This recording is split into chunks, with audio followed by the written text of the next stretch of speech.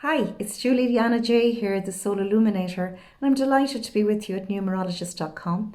And today we're going to discuss the soul connections that are cosmically led, where your soul is guiding you to the places and spaces that make sense on your soul's journey.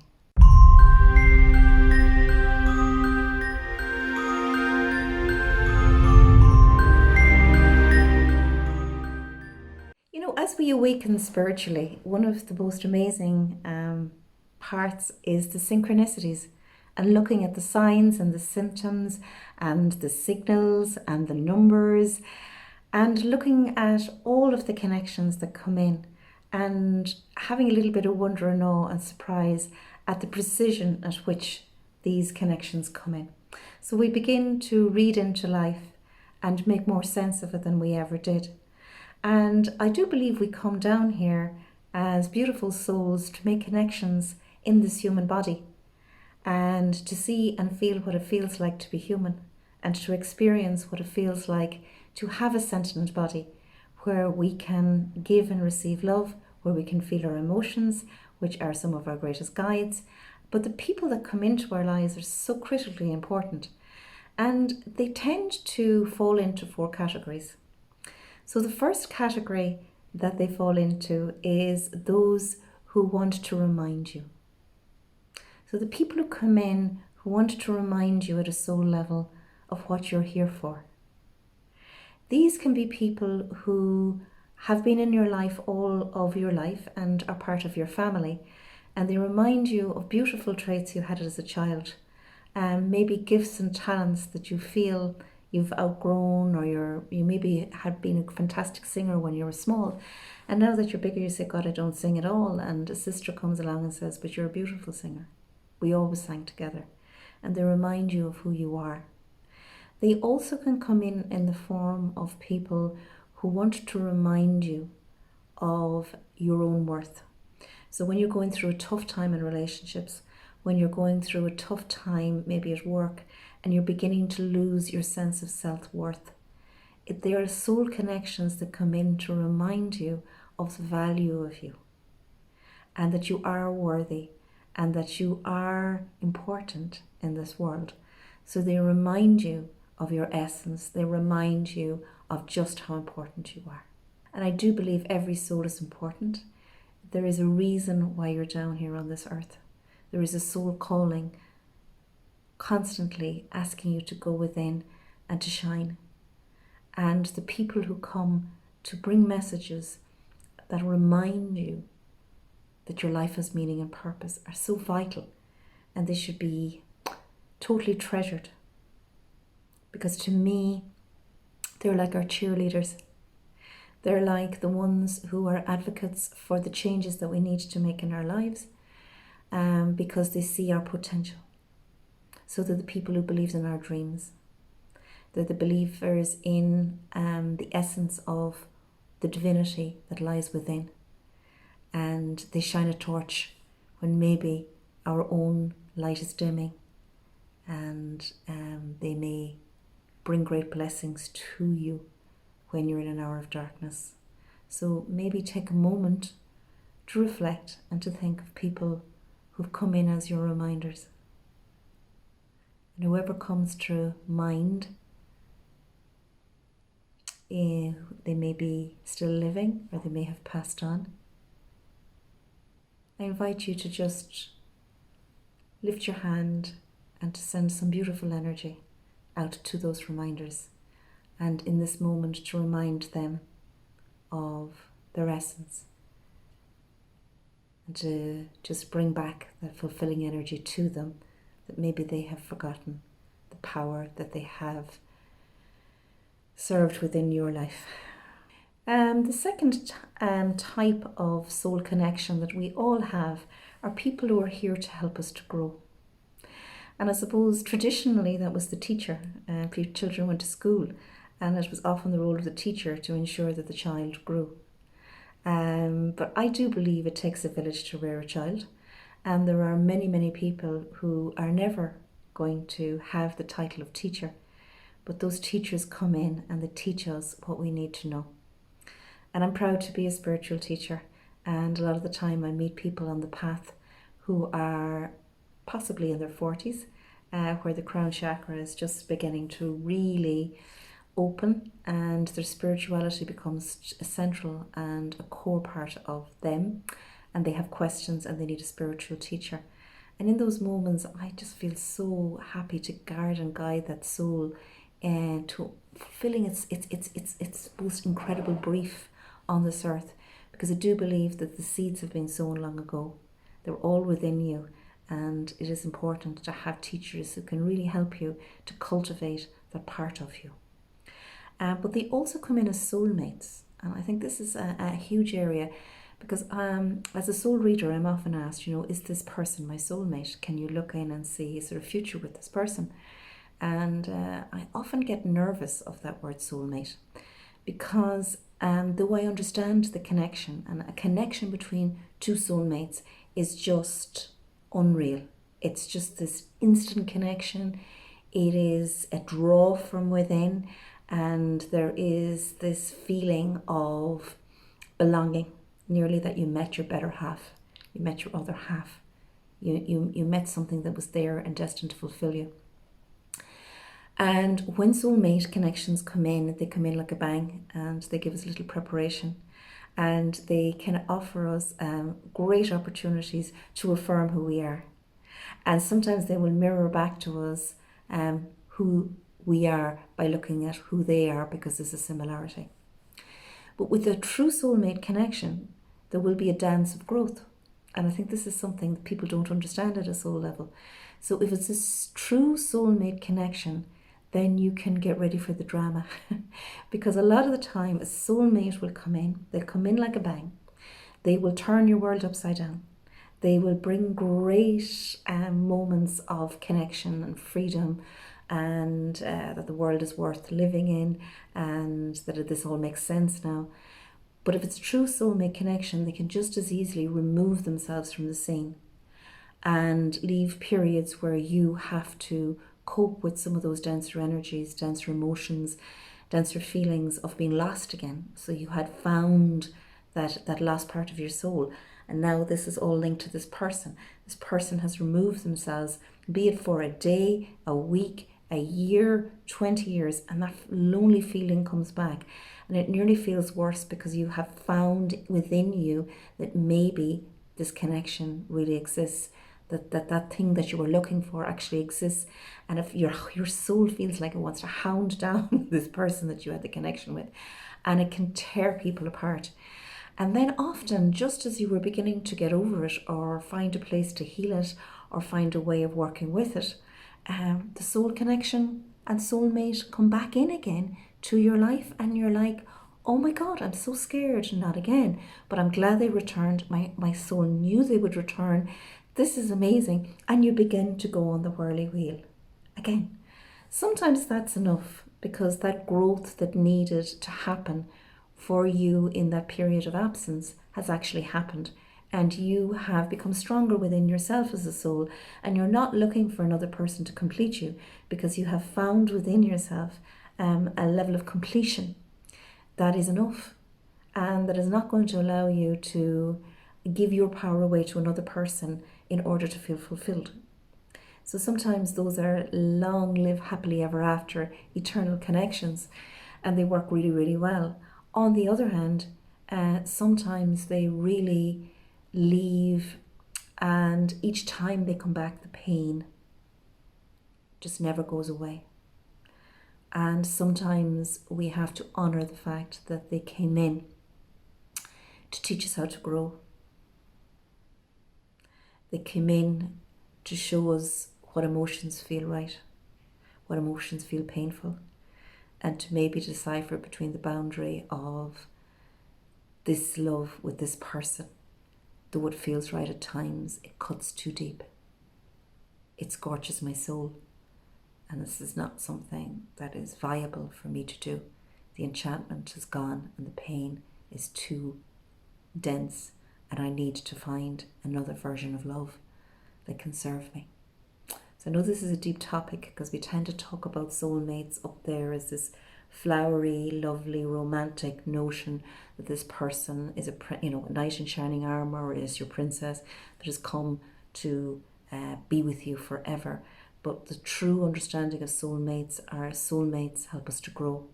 And we can also have soulmates that come in as our spiritual teachers. I've had many people in the soul arena who have been my soulmates as wonderful friends for some time. And then over time, when the growth spurt has stopped for me or for them, the connection just seems to dwindle. And this can be really painful, because I think losing a friend that you had so much connection with and could talk about anything, and to talk about the things that maybe you couldn't talk to other people in life about, feels so raw. And I find myself in soul readings often talking, helping, nurturing and nursing people who've lost some dear soul friend, and they wonder why. And they often want to ask their soul in their soul reading, what happened here? Was it something I did? Was it something that I could prevent?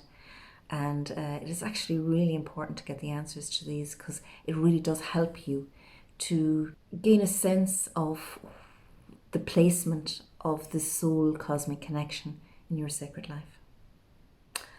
The third one is some people are here to stay. So we do get eternal people who come into our life, and even in this lifetime, we notice that there's a constant heartbeat to us. And they are people who really applaud us. They warm to us. And we know that the love will never die in this lifetime or another lifetime. We may even feel that we've done many lifetimes with these people. And they are so important, because they're here to be and bear witness to our story, to bear witness to who we truly are. It's like they pre-know our soul story, and they're here to guide and guide us on the sacred path. So once again, we may take a moment to just send love and light out to those who have come in and are here to stay, and have been a constant heartbeat of love and light. For some people, it's not people who have been here to stay, it's been animals. Sometimes the trust that has come in with their dog, their cat, a horse, has meant the whole world to them. And they have been the mirrors to the soul that remind this person that what true love and connection looks like without any of the external pizzazz. So it's quite cool. If you've got an animal like that, give it a big hug. And if it's not with you anymore, just take a moment to enjoy the memories of the times you had together, the good times. And know that that eternal light of love will remain on forever within you. The next ones are the people who come in for a short moment. Sometimes as a divine messenger, I find that I've been asked to give a little message, and it could be outside a hospital ward, it could be in a car park, it could be at a night out, and I meet this person and a message is given, and you can feel the message going in, you can feel the depth of that soul message going in, and that celestial understanding, and then it goes. But they leave an etching on your heart forever. And I think we've all met them. We've all met these connections who said something that shone a light on for you, and they didn't remain. They stayed with you for a very short time. Maybe you had a child in hospital and you had a friend for the time the child was in hospital, and that was the role of that friend. Maybe you met somebody on a bus and you had the most incredible conversation for 4 hours. God be with the days when we didn't all have earphones on and we actually spoke to people, and you remember them. And it may be that they didn't bring words of wisdom, but they allowed you to tell your story. Maybe you learned an awful lot from telling that story just as it was. And maybe they just had what you needed. And maybe because it was a stranger, it just seemed to come in a way that really touched your soul. and helped you to keep going on the path or to find your truest path. And this can be amazing. These are our inspirers as well. The people who come in and inspire us to be a better person. The people who come in and through their soul story, you get a glimpse into your soul story and you get a bit of courage and conviction. You think, God, I can do this. Now I know what I need to do. They're the short-termers, but they come in and they leave a long-term and a lasting effect on your soul. It's beautiful. So it might take a longer time to actually bring and conjure up who those people are, but I know I've had many, many of them. I know for me, synchronicity is really a series of events in which God chooses to remain anonymous. So we can feel it, we can sense it, and we can know it. And it's personal, and it touches us. It doesn't touch anyone else. So it's our synchronicity. It's our sign. And it's these little people and their wisdom who come in and have a booming effect on our lives and actually change the trajectory of the journey and maybe realign us with who we truly are. There are also people in our lives who come in to show us contrast. So sometimes in our families we have people who are constantly questioning your soul story, constantly bringing an air of negativity to everything that you try to touch and be positive with.